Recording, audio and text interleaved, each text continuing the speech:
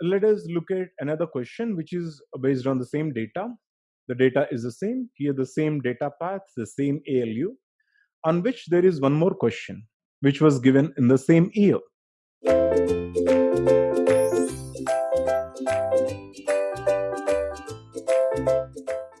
Here the question is, the instruction call rn comma sub is a two-word instruction.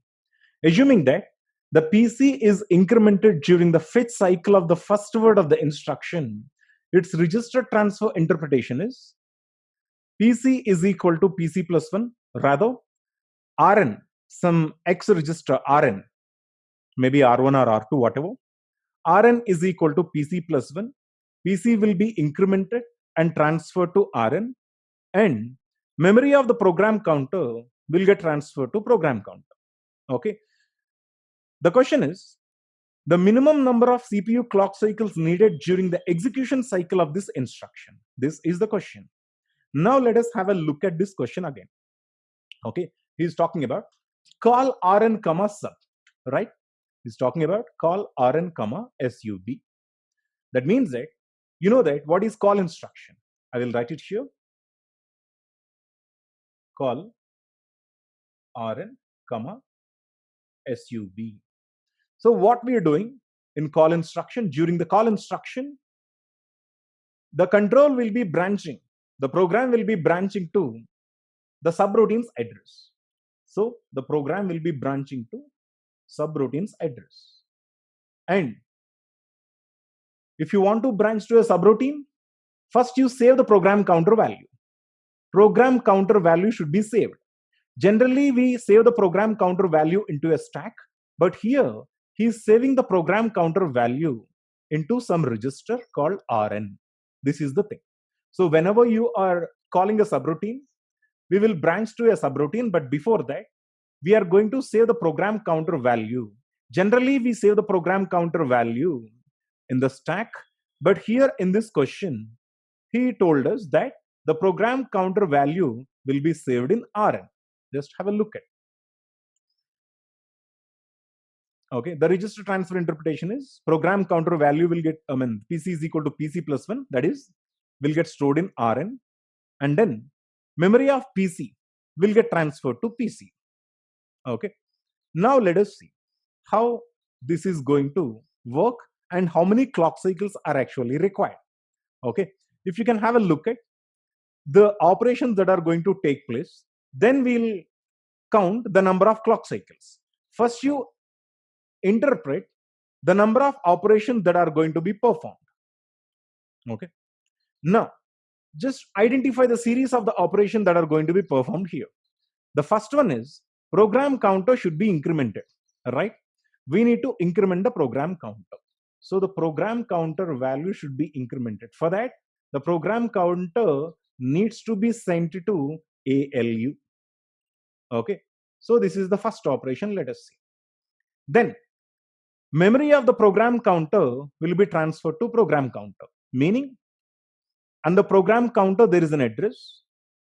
Okay, we take that address to the main memory under which there is a value. That value will be transferred to program counter. That is, memory of the program counter will get transferred to program counter. So now, in order to do this, first of all, what we need to do, we know that every time when you want to access a memory location, the address that is needed to be accessed should be transferred to address register. So what we need to do is program counter value, which is an address, needed to be transferred to address register, right?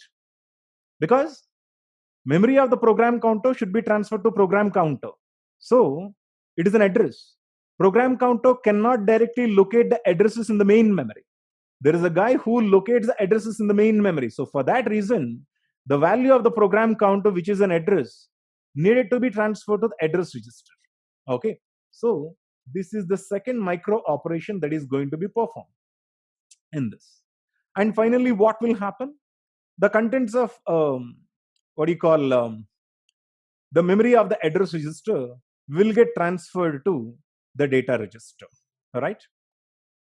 The memory of the address register will get transferred to data register initially, and finally, you know that every time when an address is located, the contents will get transferred to the data register, but finally, the contents of the data register should be transferred to the program counter. This is the sequence of the operation that is going to be performed. Okay, let us have a look at how many clock cycles we actually require. Okay, I will show you a sample diagram while we execute this. Okay, see this. This is a sample diagram. Okay, let us have a look at the data path. The first thing that we're going to do is program counter should be transferred to ALU, right? This program counter value should be transferred to the ALU. That is, the program counter value should be transferred to the local registers of the ALU, because we need to perform PC is equal to PC plus 1, right? PC plus 1 should be done because PC plus 1 should be transferred to Rn. Okay, rather I write it here. Rn is equal to PC plus 1. So we need to increment the program counter. If you want to increment the program counter, the value of the program counter should be transferred to S. Okay, now hold on. Here, program counter value should be transferred to two things here. Have a look at. Program counter value should be transferred to ALU, that is local registers of the ALU for performing the operation. Same time, program counter value should also be transferred to the address register. You can clearly see, as these two are independent operations, what I can do is, what CPU can do is, in one clock cycle, in the very clock cycle, the program counter value will be transferred to both S and memory address register. You know how to make a transfer. That is, this is a source register. These two are destination registers. So what control unit does is, it will select program counter, memory address register, and a local register to S, because program counter value should be transferred to S and memory address register.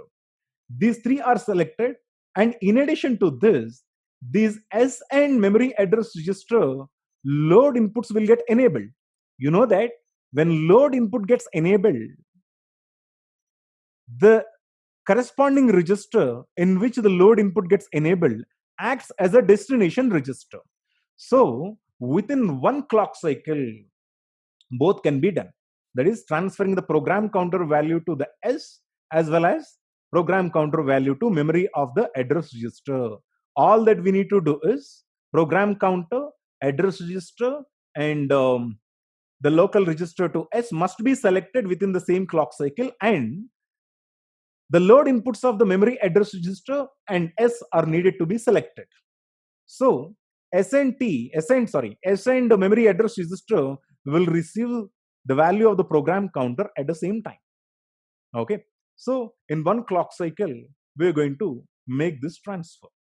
Okay, in the second clock cycle, what is going to happen? In the second clock cycle, what is going to happen? Just try to understand. In the second clock cycle, just have a look at this. What are needed to be performed? The ALU has got the value, right? You know that ALU requires one clock cycle to perform the operation and transfer it back to the destination register, right? So the ALU in the second clock cycle, I will let it here. In the second clock cycle, that is T2, what are the operations that are needed to be performed? Of course, the ALU is going to perform the addition, that is PC plus 1. This is the operation that gets performed. Will get transferred to Rn. Okay, for performing the operation and transferring to Rn, it requires a maximum of one clock cycle. That's it, because ALU operation requires a half a clock cycle, and transferring back to the destination register will take a half more clock cycle. Okay, a more half a clock cycle. So altogether, it requires only one clock cycle. Hold on, as in T2, as this operation is being performed parallelly, what will happen? the memory of the address register, which is the program counter value, will be located in the main memory. This is the main memory. Okay, under which the data will get transferred to memory of the data register. That is, M of address register will get transferred to data register, because these two are independent. Because here I do have another bus system which connects MAR to MDR. So this can be done in parallel as the ALU computes and transfers the value back to the destination register. At the same time, memory of the data register, memory of the address register will get transferred to MDR. That is because we need to transfer memory of PC to PC as given in the question. Yes, no? Memory of PC should be transferred to PC. For that, program counter has already been sent to address register in the first clock cycle. In the second clock cycle, memory of the address register will get transferred to data register. Did you get it? Memory of the address register will get transferred to the data register in the very second clock cycle, as it is shown here.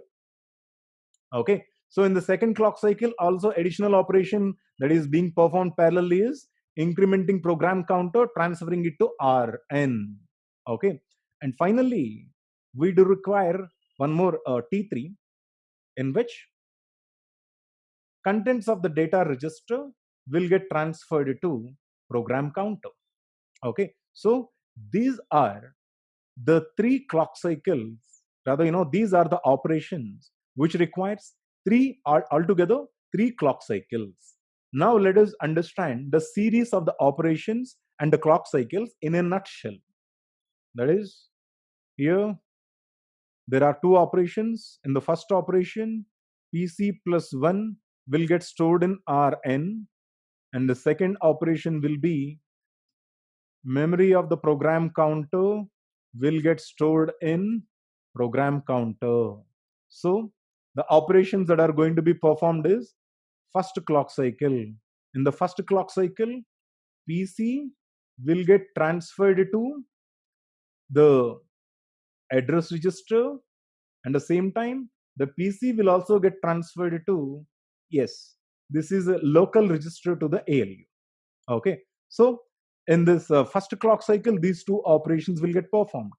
In the second clock cycle, the ALU, the output of the ALU, that is PC plus 1, will get transferred to Rn, and also in the very second clock cycle, there will be one more operation, because that is going to get performed in parallel to this, because we do have another bus system which connects address register to the data register.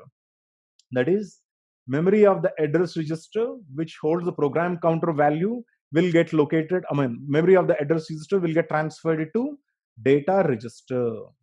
And in the third clock cycle, data register contents will get transferred to program counter, because M of PC should be finally transferred to PC.